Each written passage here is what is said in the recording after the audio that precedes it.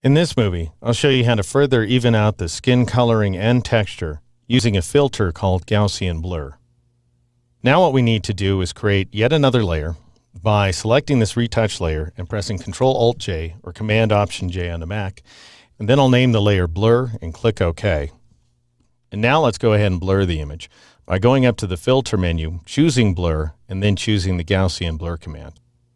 For this image, a radius of 20 pixels works well, but if you're working with a higher resolution image, then you'd want to increase that value. Basically, you want to see absolutely smooth contouring inside the image. Of course, we're losing detail at this point, but we're going to bring it back in the following steps. So once you arrive at a radius value, that gives you an effect that resembles the one you see in the video. Then click OK to apply the filter. Now notice I've got my rectangular marquee tool selected, which means I can adjust the opacity of this layer just by pressing a number key. So I'll press the 5 key to take the opacity down to 50%. And that does a great job of evening out those skin tones. But it also blurs the details, such as the eyelashes and the eyebrows and the lips and so forth. So what I'm going to have you do is turn off this blur layer for a moment and switch back to the retouch layer. And use the rectangular marquee tool to select a few regions of the skin. So I'm going to select some of the left cheek, and then I'm going to shift drag around some of the right cheek. Don't go too far into the shadows for this. Then I'll pan down and select a little bit of the shadow detail below the lip, but again, I'm not selecting anything that's too dark. And now let's check the settings associated with the Magic Wand tool by switching to the Magic Wand. Make sure all the options are set to their defaults up here in the options bar. Specifically, the tolerance value should be 32. Then go up to the Select menu and choose the Similar command in order to select all portions of the image that are deemed to be similar to those selected regions.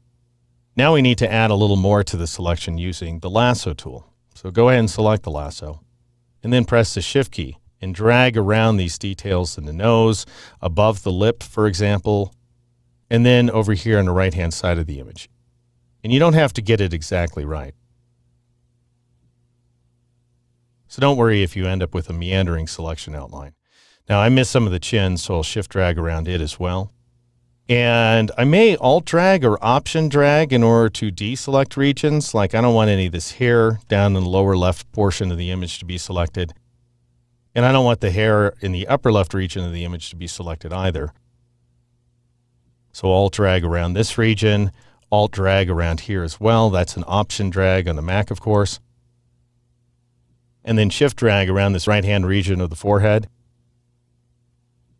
And shift drag underneath the eyebrow over on the right-hand side as well. All right, this is a decent base selection, believe it or not. But we need to feather it, that is, blur the selection outline. And you do that by going up to the Select menu, choosing Modify, and then choosing the Feather command. And I'm going to go with that same radius value that I applied with Gaussian blur, which is to say 20 pixels. If you used a different Gaussian blur value, you'll want to enter that value into this dialog box as well. Then click OK. Now let's convert this selection to a layer mask. By clicking on the blur layer, I'll turn the layer back on. Then I'll drop down to the Add Layer Mask icon at the bottom of the Layers panel and click on it. And that goes ahead and masks away some of the details in the blurred image, meaning that it brings that portion of the image back into focus. All right, we need to paint back in a few more details. Switch to the Brush tool, which you can get by pressing the B key. Make sure your foreground color is black.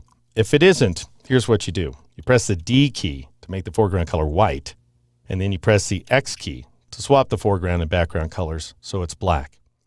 Make sure your opacity is set to 100% at first and that you're working with a very blurry brush. So I'll right-click inside the image and confirm that the hardness is 0%. Then I'll press the Enter key or the Return key on the Mac in order to hide that panel. And I'll paint inside the eyes in order to restore the detail around the eyes. And I'll go ahead and paint inside some of the mouth as well, specifically the teeth. Then what I encourage you to do is press the 5 key to reduce the opacity of the brush to 50% and paint over some of the other details you want to keep, such as the creases around the mouth. And you may want to paint over them multiple times. And then you want to paint over the nostrils to bring them back, around the nostrils as well, because we want that detail to be there. Want to paint over the eyebrows in order to bring back some of that detail. And we seem to have brought maybe a little bit too much detail back around the eyes. So I'll reduce the size of my brush by pressing the left bracket key. Then I'll press the X key to switch the foreground color to white. and I'll paint around the eyes in order to bring back some of the blur. But I'm not seeing any difference, and that's because my blend mode is still set to multiply. So I'll go ahead and switch it back to normal and then paint under the eye. And you can see that now we're bringing back some blurriness. And I'll continue to paint around both eyes in order to soften those details. And I might come back to a few details as well. So as long as you keep your brush small, soft, and translucent, you can paint back and forth as many times as you like. All right, I'm going to press the X key to make my foreground color black again. And I'll paint once again over each of the nostrils. Let's go ahead and center the image a little bit here.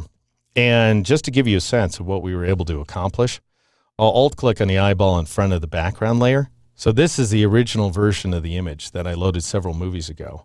And this is the retouched image so far.